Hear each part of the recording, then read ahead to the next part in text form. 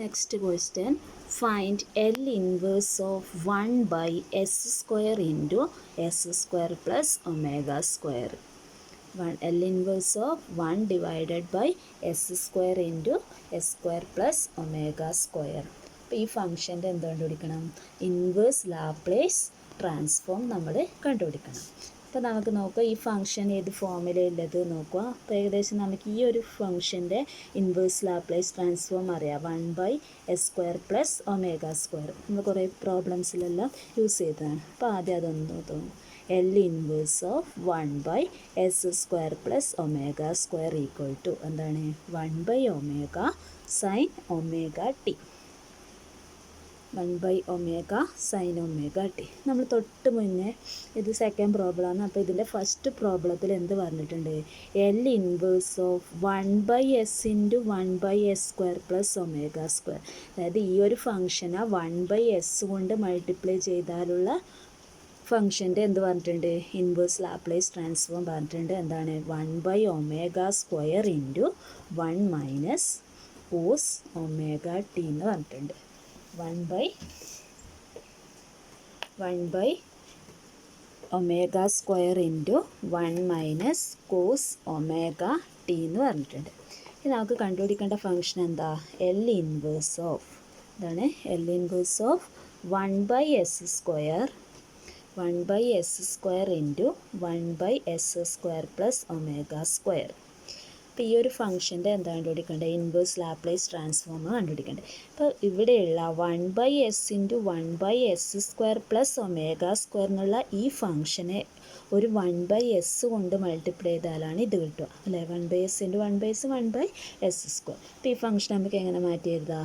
L inverse of 1 by s into 1 by s into 1 by s square plus omega square. Okay, 1 into 1 s into s square. s square into s square plus omega square എന്ന് കിട്ടും. Equal to ഇപ്പോൾ വീണ്ടും നമ്മളെ result 2 ഫോമിൽ വന്നു. അപ്പോൾ ഇതൊരു F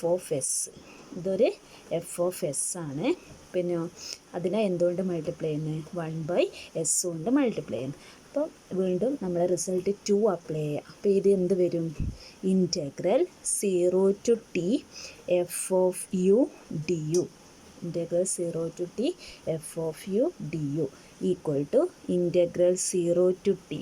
ഇവിടെ എഫ് ഓഫ് യു എന്തെടുക്കണം നോക്കുക. ഇവിടുത്തെ ഫംഗ്ഷൻ എന്ന് പറയുന്നത് 1 by s into 1 by s square plus omega square. ഇതിൻ്റെ ഇൻവേഴ്സാണ് എടുക്കേണ്ടത്. അപ്പോൾ ഇതിൻ്റെ ഇൻവേഴ്സ് നമ്മളിവിടെ എഴുതിയിട്ടുണ്ട്. എന്താണ്? 1 by omega square into 1 minus cos omega T.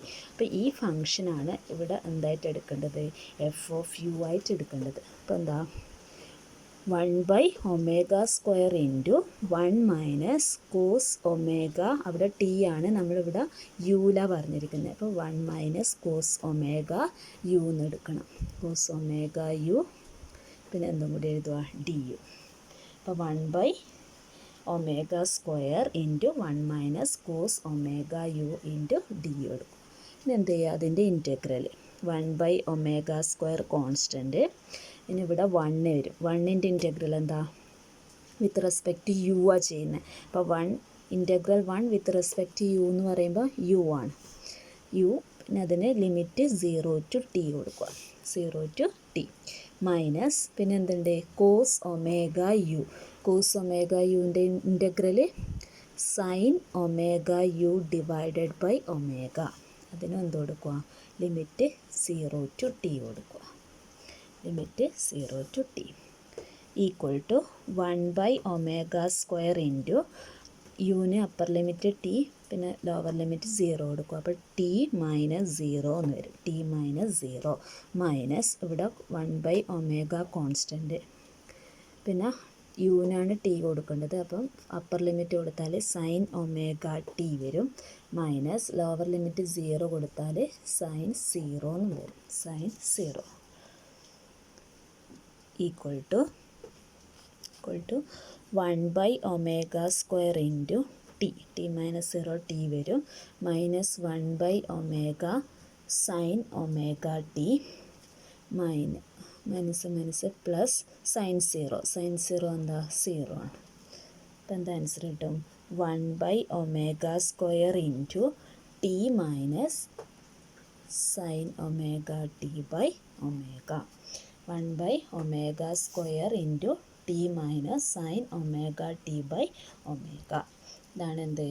L inverse of 1/s² into 1/s² plus ω². അപ്പോൾ നമ്മൾ ഫസ്റ്റ് പ്രോബ്ലത്തിൽ സെക്കൻഡ് പ്രോബ്ലത്തിൽ നോക്കുക. ഫസ്റ്റ് പ്രോബ്ലത്തിൽ 1/s കൊണ്ട് മൾട്ടിപ്ലൈ ചെയ്തപ്പോഴുള്ള ഇൻവേഴ്സാണ് കണ്ടുപിടിച്ചത്. സെക്കൻഡ് പ്രോബ്ലത്തിൽ 1/s² കൊണ്ട് മൾട്ടിപ്ലൈ ചെയ്താൽ, അപ്പോൾ 1/s² എന്ന് വരുമ്പോൾ എന്തെടുക്കണം? ഒരു 1/s ഇൻറ്റു 1/s എടുക്കണം. അതൊന്ന് ശ്രദ്ധിക്കുക. ഓക്കെ.